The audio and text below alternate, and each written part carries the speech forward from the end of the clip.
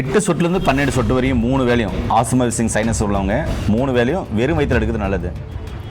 1 2 3 4 5 6 7 8 சொட்டு ஊற்றிட்டேன். 25 வயசு மேலே இருக்கிறவங்க 8 சொட்டுலேருந்து 12 சொட்டு வரையும் எடுக்கலாம்.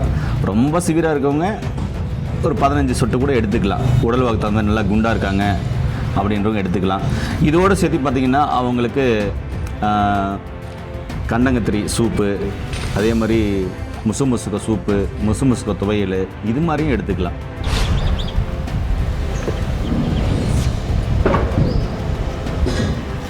நார்மலாக தண்ணி மாதிரி தான் இருக்குது, வேறு எந்த டேஸ்ட்டும் தெரியல.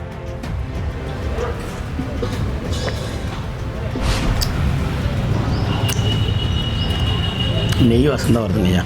ஆமாம், மருந்து வருது கிடையாது. நீங்கள் இன்னொரு வாரம் சொன்னீங்க தண்ணியில் காட்டினாலும் நெய்யில் சாப்பிடும்போது சிறப்புன்னு சொன்னீங்க. ஆமாம், இது வந்து நெய்யில் வந்து பார்த்தீங்கன்னா உமிழியோட சப்பி சாப்பிடும்போது இன்னும் அற்புதமாக நல்லா வேலை மருந்து நல்லா வேலை செய்யுங்க. இந்த உமிழ்நீர் தான் உயிர் நீர்னு சொல்லுவாங்க. ஒன்றும் இல்லைங்கய்யா, அதாவது இந்த நோய் இல்லை, எல்லா நோய் உள்ளவங்களும் கடைப்பிடிக்க வேண்டிய ஒரு 3 விஷயத்த சொல்கிறேன். 1,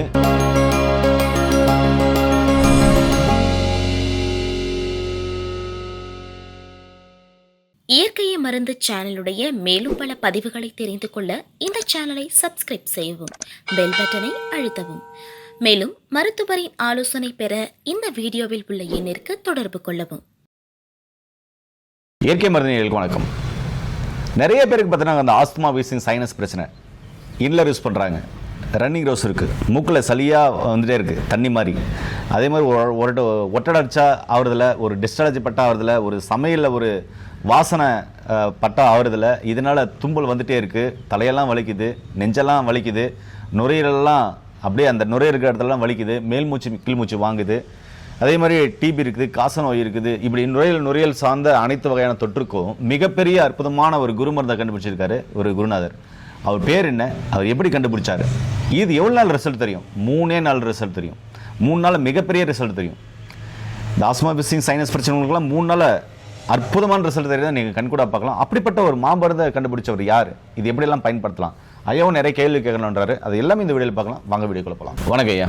ஐயா வணக்கம் ஐயா, சொல்லுங்க, ஏதோ ஒரு கேள்வி கேட்கணும் அப்படின்னு சொன்னீங்க. என்ன கேள்வி? வந்து பார்த்தீங்கன்னா சளின்ற பிரச்சனை பெரும் பிரச்சனை. சளி வந்தால் யமன் வரும்னு சொல்கிறாங்க. அது மட்டும் இல்லை, அதாவது பார்த்தீங்கன்னா சளி பிடிச்சதுனாவே உடம்புல வந்து எல்லா நோயும் வரதுக்கு ஸ்டார்ட் ஆயிருன்னு சொல்கிறாங்க. அது மட்டும் இல்லாத சளி வந்து பார்த்திங்கன்னா ஒருத்தருக்கு பிடிச்சிதா அப்படின்னா எலும்பு கூட நொறுக்கக்கூடிய ஒரு கொடூரமான நோய் கூட சொல்கிறாங்க. ஆமாம், எலும்பே உரிக்கிறோம். ஆமாம், அப்படியேப்பட்ட நோய் வந்து சளிங்க. ஐயா, அதுக்கு வந்து பார்த்திங்கன்னா நிறைய வந்து பார்த்திங்கன்னா அவதிப்படுறாங்க ஜனங்கள். வந்து பார்த்திங்கன்னா இங்கே வெளியே சளி பிடிச்சின்னா வெளியே போக முடியாது, ரொம்ப தும்பல் வந்துகிட்டே இருக்கும், தொண்டை கரண்டு இருக்கும், எதையும் ஆசைப்பட்டதை சாப்பிட முடியாது. இதுக்கெல்லாம் வந்து பார்த்திங்கன்னா மருந்து இருக்குதுன்னு சொன்னீங்க. அந்த மருந்தை எப்படி சாப்பிட்ணும், அது எந்த முறையில் அதை கையாளணும், இதை கண்டுபிடிச்சவர் யார் அப்படின்னு சொல்லிட்டு மக்களுக்காகவும் எனக்காகவும் தெளிவாக சொன்னீங்கன்னா நானும் புரிஞ்சுக்கிறதுக்கு உதவியாக இருக்கும், மக்களும் நிறைய ஆர்வமாக இருக்கிறாங்க. கண்டிப்பாக என்ன பேசுகிறீங்க அப்படின்ட்டு. நிச்சயமாங்க ஐயா. நேரில் என்ன சொல்கிறேன்னா, ஐயாவுக்கும் சேர்த்து தான் சொல்கிறேன். இந்த ஆஸ்துமா வீசிங் சளி சார்ந்த பிரச்சனை வந்துச்சுன்னா ஐயா சொன்ன மாதிரி சளி வந்தால் யமன் வருவான்னு சொல்லுவாங்க. அந்த சளிக்கே சவால் விடுற ஒரு அற்புதமான மருந்து தான் இந்த அகத்தியர் குரு கபநீர் மருந்து. இது 30 நாள் தயாரிக்கப்பட்ட ஒரு ஜெயநீர். அதே மாதிரி மூலிகைகள், அதாவது சளி சார்ந்த மூலிகைகள் இருக்குது. எக்ஸாம்பிள் நிறைய மூலிகைகள் இருக்குது, அதில் ஒரு மூலிகைகள் சொல்கிறேன், இல்லை 2-3 மூலிகைகள் கூட சொல்கிறேன். கண்டங்கத்திரி எடுத்துக்கலாம், தூதுவளை எடுத்துக்கலாம், முசுமுசுக்கு எடுத்துக்கலாம், இது மாதிரி நிறைய மூலிகைகள் இருக்குல்ல. இந்த மூலிகையிலிருந்து உப்பு எடுத்து அந்த உப்பை முப்புல சேர்த்து அதை ஜெயநீருக்கு கொண்டு போய் அந்த ஜெயநீரை வந்து குருநீராக மாத்திரம் தான் இந்த அகத்தியர் குரு கபநீர் அப்படின்றது. சரிங்களா? இது எத்தனை சொட்டு எடுக்கலாம், யாரெல்லாம் எடுக்கலான்றதை நான் வீடியோவில் உங்களுக்கு சாப்பிட்டே காமிக்கிறேன். இது எடுக்கும்போது உங்களுக்கு நுரையீரல் சார்ந்த அனைத்து வகையான பிரச்சனைகளும் சரியாகும். ஆஸ்துமா வீசிங் சைனஸ் பிரச்சனை, ஆஸ்துமா வீசிங்னால இன்லர் யூஸ் பண்ணிக்கிறாங்க. குளிர்காலம், பனிகாலம், மழை காலம்னாக்க நிறைய அந்த பிரச்சனை உள்ளவங்களுக்கு பாதிப்புகள் அதிகமாகும். அந்த பாதிப்புனால பார்த்தீங்கன்னாக்கா அவங்களுக்கு மேல் மூச்சு கீழ் மூச்செல்லாம் வாங்க, கொஞ்சம் தூரம் நடக்க முடியாது, ஓட முடியாது, உட்கார முடியாது, எழ முடியாது, ஒரு நல்ல காரியம் கெட்ட காரியத்தை போக கூட முடியாது. அந்த அளவுக்கு ஒரு மனுஷனை உருக்குற ஒரு பிரச்சனைன்னு பார்த்தீங்கன்னாக்கா இந்த நுரையீரல் சார்ந்த பிரச்சனை. ஒரு சிலராக தம் அடித்து நுரையீரல் குட்டி செவராக போச்சு அப்படின்வாங்க. அவங்களையும் சரி பண்ணக்கூடிய ஒரு அற்புதமான மாமருந்து. அது மட்டும் இல்லை, கொழுப்பு கட்டின்னு சொல்கிறாங்களே, இந்த கொழுப்பு கட்டிக்கு மிகப்பெரிய அற்புதமான மருந்து இந்த குரு மருந்து. ஒரு 48 நாள் கொழுப்பு கட்டி உள்ளவங்க தொடர்ந்து சாப்பிட்டாங்க, அதுக்கு மேலே மல்டிபிள் ஆகாது, வளராது, ஸ்டாப் ஆகிடும். அதுக்கப்புறம் அப்படியே ஸ்டெப் பை ஸ்டெப்பாக அந்த கொழுப்பு கட்டியெல்லாம் கரையும். நகரும் கொழுப்பு கட்டி, நகராத கொழுப்பு கட்டி ரெண்டுமே கரையும். கர்ப்பப்பையில் இருக்கிற நீர்க்கட்டி, நார்க்கட்டியெல்லாம் கரையும். கண்ணுக்கு தெரியாத கட்டி, கண்ணுக்கு தெரியாத கொழுப்பு கட்டி, எந்த கட்டியாக இருந்தாலும் உடலில் கட்டிகளை கரைக்கிறதுல ஒரு அற்புதமான குரு மருந்து இந்த குரு மருந்து. சரிங்களா? சரி, இதோடு சேர்த்து இன்றைக்கி முழுக்க இந்த ஆஸ்துமா வீசிங் சைனஸ் சம்பந்தமான பிரச்சனை தான் பேச போகிறோம். அப்படிப்பட்டவங்க நீங்கள் டாக்டர் கொடுக்குற மருந்து மாத்திரைலாம் எடுத்துகிட்டு, இது சைடு எஃபெக்ட் இல்லாத மருந்து, இது சிறியவர்கள் முதல் பெரியவர்கள் வரை யார் வேணாலும் எடுக்கலாம். இதனுடைய எக்ஸ்பைரி டேட் அப்படின்னா ஒரு எவ்வளோ சொல்லலாம், ஒரு 10-15 வருஷம் சொல்லலாம். ஏன்னா இதுக்கு எக்ஸ்பிரே பெருசாக இல்லைங்க, இதுக்கு எக்ஸ்பிரே இல்லை அப்படின்னு தான் சொல்ல முடியும். இதை இன்னும் மெருகேற்றி பண்ணால் இதுக்கு உண்மையாக எக்ஸ்பிரே இல்லை. இப்போ செஞ்சுருக்கிறதே 10 வருஷம் ஆனாலும் கெட்டு போகாதான்னு சொல்கிறாரு எங்களுடைய குருநாதர். அவருடைய பேர் சின்னாலப்பட்டி சிவமுருகேசன் ஐயா, சித்தர்களின் நடிகார். மதிப்புக்குரிய எங்கள் குருநாதரை இந்த நேரத்தில் நாங்கள் நினைவு கூற ஆசைப்படுறோம், அவருக்கு நன்றியை தெரிவிச்சுக்கிறோம். இது போல் உள்ள நிறைய குருமருந்துகளை இப்போ கண்டுபிடிச்சிட்டு இருக்கிறாரு. பக்க விளைவுகளாத சீக்கிரமாக சரியாகக்கூடிய மருந்துகளை நிறைய கண்டுபிடிச்சிருக்கிறாரு. இன்னும் நிறைய மருந்துகள் வரணும். இந்த மருந்து மட்டும் இல்லை, பைல்ஸுக்கு முனையில் ரிசல்ட் தரக்கூடியது, நல்ல மாற்றம் தரக்கூடியது, அதே மாதிரி தூக்கத்துக்கு, எல்லா வகையான வலிக்கு எல்லாம் ஒவ்வொன்றா கண்டுபிடிச்சிட்டே இருக்கிறாரு. எல்லாம் வீடியோவில் நம்ம போட்டிருக்கோம், பார்த்துருப்பீங்க. நல்ல ரிசல்ட். அப்போ இந்த மருந்தை எப்படி எடுக்கலாம் அப்படின்றத பார்க்கலாம். ஐயா, இந்த அகத்தியர் குரு கபநீரை நெய்யில் எடுக்கிறது மிக மிக சிறப்பு. அதுவும் குரு மருந்துனாவே நெய்யில் எடுக்கிறது ரொம்ப நல்லாயிருக்கும். ஏன்னா அந்த ஜெயநீரை அந்த குரு மருந்தை நெய்யில் எடுக்கிறது ரொம்ப சிறப்பு. இந்த மருந்தை பசு நெய்யில் எடுக்கணும். பசு நெய் கிடைக்காதவங்க நார்மலாக தண்ணியில் எடுத்துக்கலாம். தண்ணியில் எடுக்கணும் அப்படின்னு சொன்னால் 200 ml தண்ணி குறையாமல் இருக்கணும். 200 ml மேலே எடுத்தாலும் பரவாயில்ல, 200 ml அது இருக்கணும். இல்லைனாக்கா நார்மல் தண்ணியை நீங்கள் எடுத்துக்கலாம். அதில் pH வேல்யூ அதிகமாக இருந்தால் போதுமானது. சரிங்களா? இப்போது இதில் ஒரு 200 ml டம்ளர்னு வச்சுக்கோங்க. இதில் பார்த்தீங்கன்னாக்கா ஒரு 200 ml தண்ணி ஊற்றுறோன்னு நினச்சிக்கோங்க. இப்படி ஊற்றிட்டோம்லா? சரி. இதில் பார்த்தீங்கன்னா 8 சொட்டுலேருந்து 12 சொட்டு வரையும் 3 வேலையும் ஆஸ்துமா வீசிங் சைனஸ் உள்ளவங்க 3 வேலையும் வெறும் வயிற்றில் எடுக்கிறது நல்லது. 1 2 3 4 5 6 7 8 சொட்டு ஊற்றிட்டேன்.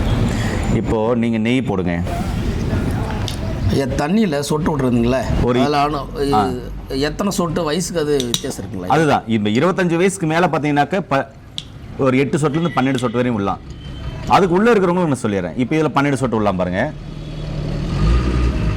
1 2 3 4 5 6 7 8 9 10 11 12 இவ்வளோதாங்க.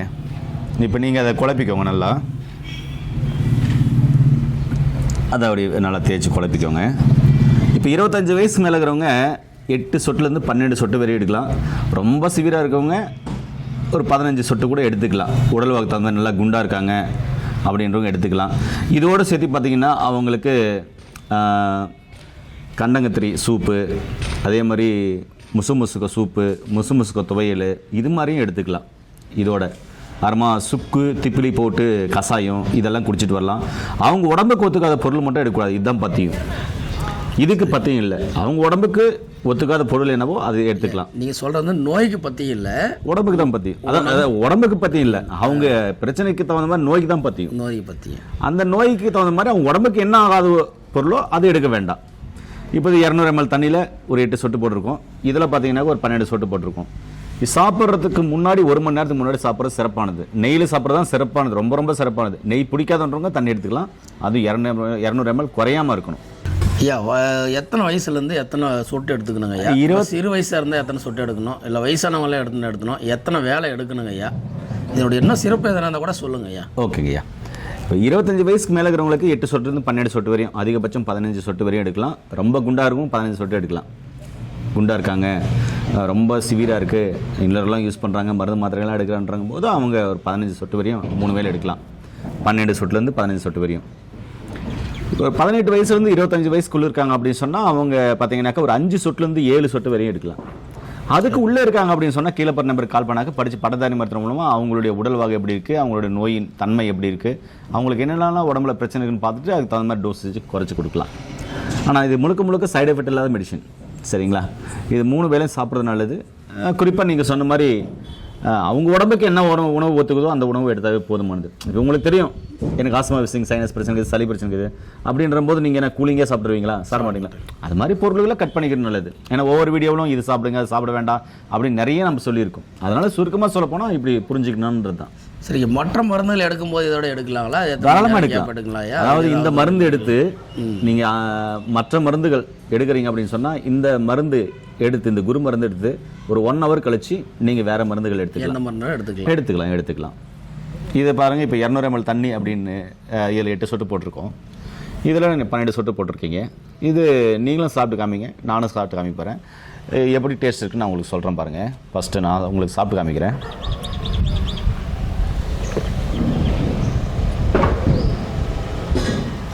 நார்மலாக தண்ணி மாதிரி தான் இருக்குது, வேறு எந்த டேஸ்ட்டும் தெரியல.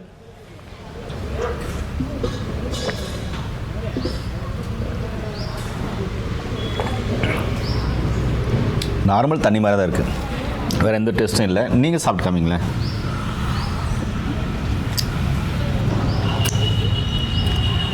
நெய் வாசம் தான் வருதுங்க ஐயா.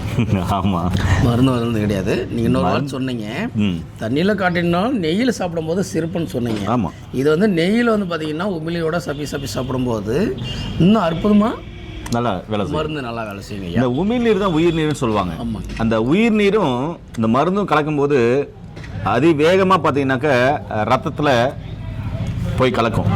கல்லீரலில் போய் கல்லீரல் ரத்தத்தை கலக்கும். அதனால தான் நம்ம அனுபானத்தின் முடியாக சாப்பிட சொல்கிறது. ஒவ்வொரு மருந்தும் அனுபானம் இருக்குது. எதில் சாப்பிடணும், எந்த அனுபானத்தில் சாப்பிடணும், எந்த முறையில் சாப்பிடணும் அப்படின்னு சொல்லிட்டு அதை சாப்பிடும்போது மிக சிறப்பாக வேலை செய்யும். இந்த மருந்தெல்லாம் பார்த்தீங்கன்னாக்க நெய்யில் சாப்பிட்றது ரொம்ப ரொம்ப நல்லது. என்ன டேஸ்ட் இருக்குது சொல்லுங்கய்யா? நார்மலாக மருந்து வாசனை எதுவும் வரல, நெய் வாசனை தான் வந்துச்சுங்க ஐயா. நெய் சாப்பிடும்போது என்ன ரொம்ப நெய்னா ரொம்ப பிடிக்கும். அதனால எல்லாமே நெய் சாப்பிட்டேங்க. ஏன் நேயர்களே, உங்களுக்கு ஆஸ்மா விசிங் சைனஸ் சம்மந்தமான பிரச்சனை இருக்குது, இல்லை கொழுப்பு கட்டிகள் இருக்கா? கவலைப்பட வேண்டாம். கீழே போகிற நம்பர் கால் பண்ணுங்கள். இந்த வீடியோ எல்லாருக்கும் ஷேர் பண்ணுங்கள்.